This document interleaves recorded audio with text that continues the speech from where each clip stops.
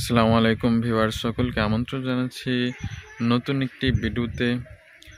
দেখতে পাচ্ছেন আমার পিছনে পানি আর পানি।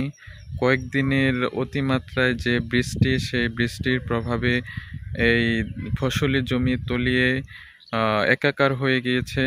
দেখতে পাচ্ছেন প্রিয় ভিউয়ার্স, এখানে মাছ মারার জন্য যে জাল, সেটা দিয়ে প্রতিনিয়ত মাছ মারছে কয়েকদিন যাবৎ।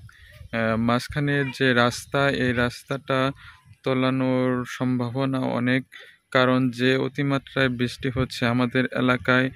এই প্রতিদিন যদি এভাবে বৃষ্টি হয় তাহলে এই রাস্তাটাও তলিয়ে যাবে। প্রতি বছরে এই রাস্তাটা অবশ্য তলিয়ে যায়। প্রিয় ভিউয়ার্স, আপনাদেরকে দেখাতে চেষ্টা করছি আমার পিছনে যত দূর চোখ যায় শুধু পানি আর পানি। আমি আপনাদেরকে দুই ধারের ছবি এবং বিস্তারিত তুলে ধরার চেষ্টা করব। এখানে যে রাস্তাটা চলে গেছে, মাত্র কয়েক হাত পানি হলে রাস্তাটা তলিয়ে যাবে। আমার এই পাশে যে রাস্তার দুই পাশে মানে একই অবস্থা। দেখতে পাচ্ছেন প্রিয় ভিউয়ার্স, এই পাশে অথই পানি, অথই পরিমাণ। ধান ক্ষেত ছিল, কিন্তু ধান ক্ষেতগুলো এখনও দেখা যাচ্ছে না সেই পানির কারণে। পুরাই বন্যা হয়ে গেছে আমাদের এলাকায়। ভিউয়ার্স, লক্ষ্য করলে দেখতে পারবেন যে ব্রিজটা, সে প্রতি বছর আমাদের এলাকায় এই ব্রিজটা বাদে এই দুই ধারের যে রাস্তাটা, সেই রাস্তাটা তলিয়ে যায়। এবার যে কি হবে আমাদের ভাগ্যে, তা এখনো বলা যাচ্ছে না।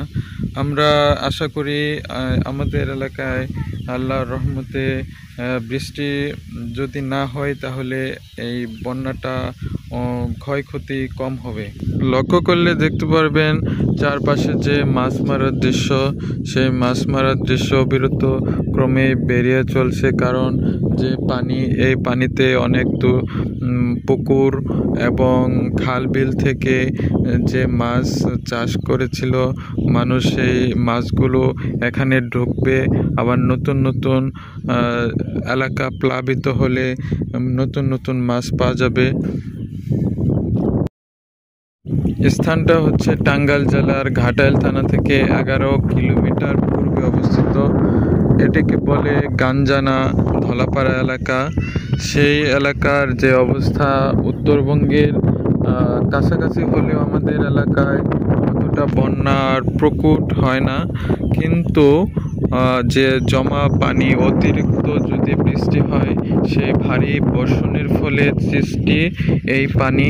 কিন্তু অনেক দূর থেকে যে পানি আসবে, যেরকম বিভিন্ন এলাকায় বন্যা দেখা দেয়, যে ইন্ডিয়ার থেকে যে পানি আসে, ওই পানি আমাদের এলাকায় অতটা বন্যা হয় না। কিন্তু একটানা যদি ভারী বর্ষণ হয় তাহলে ভারী বর্ষণের ফলে এই বন্যাটা সৃষ্টি হয়। বর্তমান যে পরিস্থিতি, এখানে বৃষ্টি হয়নি কিন্তু বাতাস চলছে।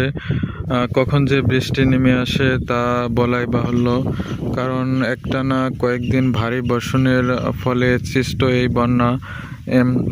আপনাদেরকে দেখাতে চেষ্টা করছি এই রাস্তার গ্রামবাসী, এই গ্রামবাসীর যাতায়াতের সুবিধার জন্য, পারাপারের জন্য এখান থেকে ডিঙ্গি নৌকাগুলি দেখতে পাচ্ছেন। আমি জুম করে দেখাচ্ছি আপনাদেরকে। এখানে মেন রাস্তা, যে ঘাটাইলের যে মেন রাস্তা চলাচলের, সেখান পর্যন্ত তাদেরকে নিয়ে যায়, কারণ এদিক দিয়ে ঘুরে যদি তারা যায় তাহলে এই ব্রিজে যদি পানি ওঠে তাহলে তাদের অনেক যাতায়াতের কষ্ট হয়ে যাবে। এটা প্রতি বছরের যে চিত্র, সেই চিত্র আমি কয়েকদিন পর আপনাদেরকে আবার নতুন ভিডিও দেব, যে এই এলাকার বর্তমানের যে চিত্র, সেই বর্তমানের চিত্রে আপনার পরিস্থিতিটা কেমন হবে বলাই বাহুল্য, কারণ হঠাৎ যদি একটানা আবার ভারী বর্ষণ হয়, সেই ভারী বর্ষণের প্রভাবে এই রাস্তাটাও তলিয়ে যেতে পারে। সকলকে ধন্যবাদ জানাচ্ছি আজকের এই ভিডিওটি দেখার জন্য। অবশ্যই চ্যানেলটি সাবস্ক্রাইব করে পাশে থাকবেন, এবং যদি ফেসবুক পেজ থেকে দেখে থাকেন তাহলে পেজটি ফলো দিয়ে পাশে থাকবেন। ধন্যবাদ সকলকে।